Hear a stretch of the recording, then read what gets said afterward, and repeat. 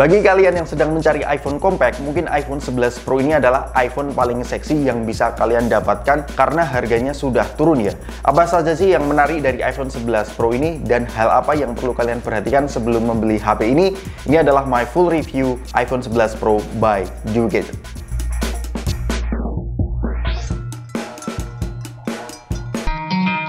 Hal pertama kita ngomongin posisi dan harganya terlebih dahulu ya. Jadi di iPhone 11 series pada saat rilis tahun 2019, iPhone 11 Pro ini memiliki kasta tertinggi ya, bareng dengan iPhone 11 Pro Max. Yang berbeda dengan iPhone 11 Pro Max hanyalah ukuran display dan kapasitas baterainya. Jadi iPhone 11 reguler dan iPhone 11 Pro jelas lebih tinggi kastanya iPhone 11 Pro ini. Kemudian untuk harganya ini yang menarik ya. Jadi iPhone 11 Pro untuk versi internya sekarang dijual di rentan harga 6 jutaan ya, sampai 8 jutaan untuk versi 256GB dan 512GB.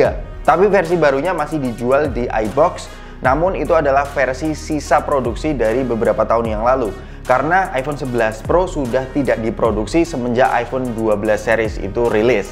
Tapi kalau kalian mencari second, masih banyak tersedia di pasaran ya, di e-commerce kesayangan kalian. Tapi kalian perlu tahu apa saja yang perlu kalian perhatikan sebelum membeli iPhone second. Saya sudah membuat videonya di kiri atas ini.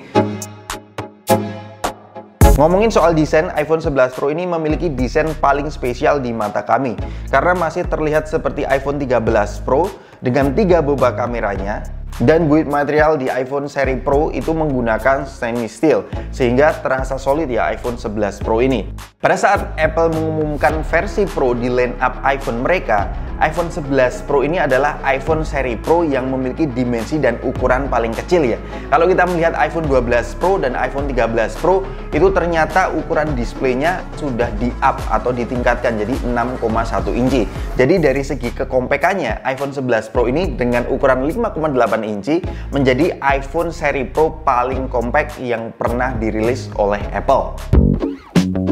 Kemudian yang ketiga adalah layarnya. Saya memiliki love and hate relationship dengan iPhone 11 Pro ini soal layarnya. Saya kasih hal yang saya suka terlebih dahulu deh. Tadi sudah saya sebutkan bahwa ukurannya compact, jadi ini bisa digunakan dengan satu tangan dan dimasukkan ke saku itu nggak timbul ya HP ini. Kemudian kualitas layarnya ini tidak dikurangi sama sekali dibandingkan dengan iPhone 11 Pro Max, hanya ukurannya saja karena ini sudah memiliki resolusi Full HD dan panel yang digunakan adalah panel OLED. Dan kecerahan layarnya plus akurasi warnanya ini persis dengan yang versi Pro Max-nya. Jadi tidak perlu diragukan lagi untuk kualitas layarnya. Plus bezelnya terbilang tipis dibandingkan dengan versi 11 reguler. Tapi itu yang saya suka dari iPhone 11 Pro. Ada beberapa catatan yang perlu kalian perhatikan di layar iPhone 11 Pro. Salah satunya adalah kalau teman-teman memiliki tangan yang besar, itu di beberapa skenario seperti saya kadang-kadang ngetik itu kadang-kadang miss ya. Tapi ini jarang terjadi. Kalau kalian teliti pada saat ngetik, itu mungkin typonya bisa diminimalisir. Kemudian hal kedua adalah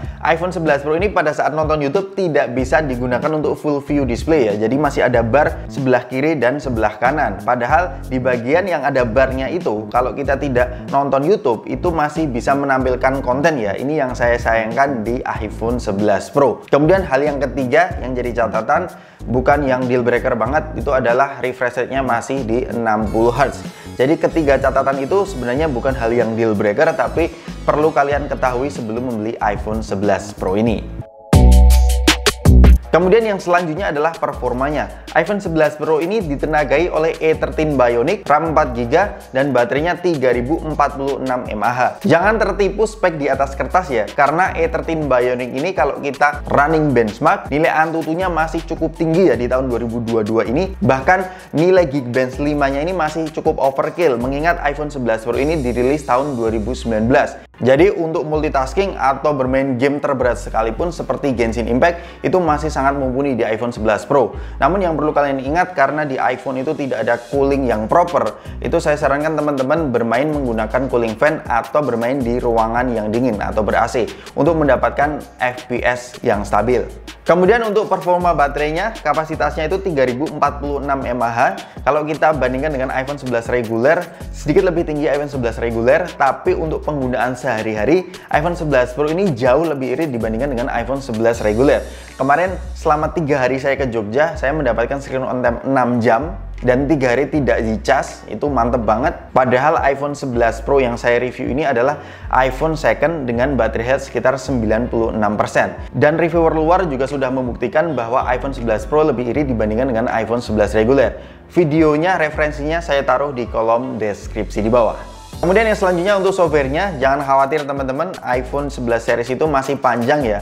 Ini umurnya baru 3 tahun. Kalau kita melihat kemarin iPhone 6s itu bisa diupdate sampai 7 tahun. Jadi jangan khawatir, untuk update softwarenya masih panjang umurnya. Dan cara penggunaan iPhone itu secara UI-nya easy to use. Tapi ya gitu-gitu aja ya UI-nya di iPhone ini. Mungkin nanti di iOS 16 akan ada beberapa fitur yang diupdate. Dan hal kedua, catatannya iPhone 11 series itu secara default itu memang tidak bisa membuka Face ID menggunakan masker ya. Itu hanya bisa digunakan di iPhone 12 series ke atas. Jadi fitur-fiturnya itu dibatasi di iPhone 11 series. Ini membuat para customer rasanya pengen update ke iPhone selanjutnya. Ini ada love and hate relationship juga di bagian softwarenya. Kemudian untuk fitur-fiturnya jangan diragukan lagi ya. Ini NFC ada di sini.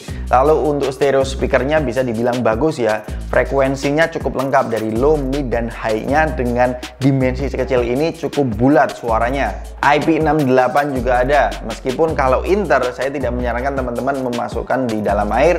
Dan yang terakhir, haptic feedback-nya jangan diragukan lagi ya. iPhone selalu memberikan haptic feedback kelas atas. Kemudian yang terakhir adalah kameranya. iPhone 11 Pro ini menggunakan 3 setup kamera, masing-masing memiliki resolusi 12 megapiksel. Langsung saja ke hasilnya. Kamera iPhone 11 Pro ini memiliki kekuatan point and shoot yang bisa diandalkan setiap waktu ya. Secara overall, hasil kamera di iPhone 11 Pro ini cenderung menjaga warna agar terlihat senatural mungkin.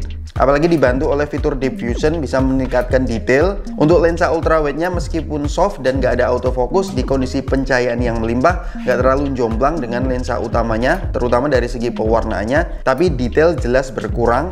Buat Instastory pakai lensa ultrawide-nya memberikan efek yang dramatis. Kalian bisa cek Instagram saya @dimaswahyuka, banyak banget yang tanya ketika saya mengesut atau merekam menggunakan lensa ultrawide di iPhone 11 series. Tapi catatannya di beberapa kondisi terkadang bagian shadownya agak kurang eye pleasing ya. Trik yang bisa saya sarankan ke kalian, pergi ke galeri, cari foto yang pengen diedit, lalu klik auto. Trik ini bisa menambah brightness dan shadow bisa terangkat di waktu bersamaan, jadi lebih keren jika dipost di sosial media. Catatan yang lain, night mode di iPhone 11 Pro ini hanya mendukung di lensa utamanya saja, jadi lensa ultrawide kalau malam hari burik banget, dan hasil night mode-nya juga menurut kami biasa aja dibanding dengan Android, apalagi pada saat menghandle sumber cahaya itu flare-nya itu terasa banget di sini. Kemudian untuk selfie-nya ini selera, kalau saya kurang begitu suka karena terlalu natural, tapi untuk videonya sistem stabilisasinya kece badai, semua lensanya stabil banget, bahkan di resolusi 4K 60 fps di iPhone 11 series itu stabil, jangan khawatir ya,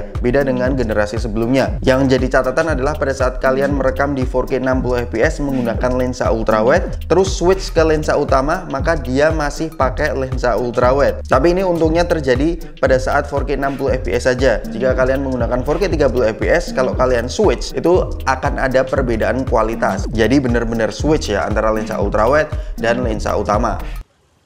Ini adalah sampel video 4K 60 fps di iPhone 11 Pro dengan kualitas yang cukup bagus ya dari segi detailnya.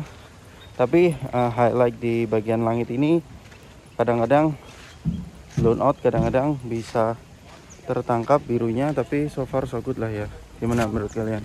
Oke, kita masuk ke kesimpulannya. Jadi iPhone 11 Pro ini di tahun 2022 dengan harga yang sudah anjlok di rentan harga 6-8 jutaan, itu benar-benar menjadi magnet tersendiri ya.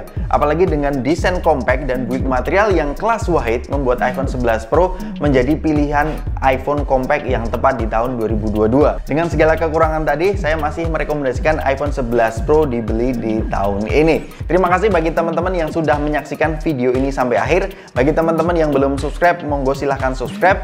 Kalau teman-teman penasaran dengan hasil Instastory di iPhone 11 Pro atau HP-HP yang sedang saya review, monggo silahkan pergi ke Instagram saya @dimaswahyuka. Sampai ketemu di video selanjutnya. Peace out.